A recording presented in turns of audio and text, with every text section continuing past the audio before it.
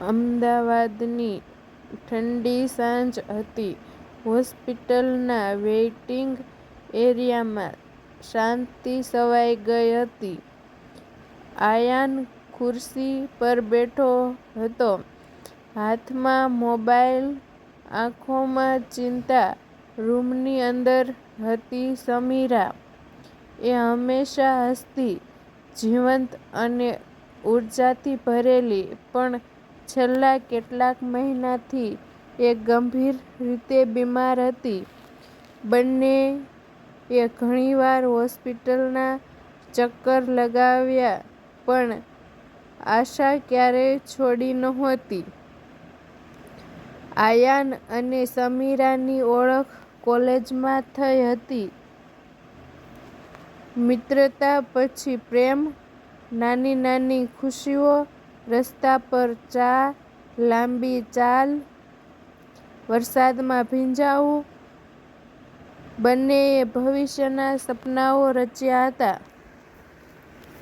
ઘર નાનું, બારી પાસે છોડ અને એકબીજાની સાથ, પણ જીવન હંમેશા યોજના પ્રમાણે નથી ચાલતું.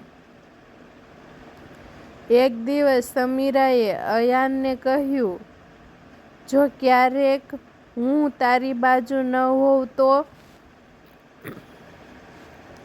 તું અટકતો નહીં." અયાને હસીને વાત ટાળી દીધી. એને વિશ્વાસ હતો બધું ઠીક થઈ જશે. હોસ્પિટલની એ સાંજે ડોક્ટરે ધીમેથી કહ્યું કે હાલાત ગંભીર છે. અયાનનો દિલ ધ્રુજી ગયો. અંદર જઈને સમીરાનો હાથ પકડીને બેઠો.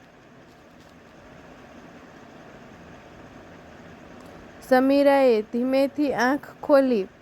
"ડરતો નથી ને?" અયાનની આંખોમાં આંસુ હતા, પણ એ સ્મિત કરતો બોલ્યો, "હું અહીં છું."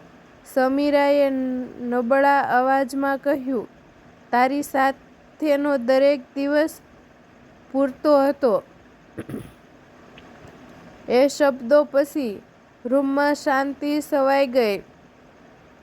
કેટલાક પ્રેમોને લાંબુ જીવન નથી મળતું, પણ એ એટલા ઊંડા હોય છે કે સમય પણ હારી જાય.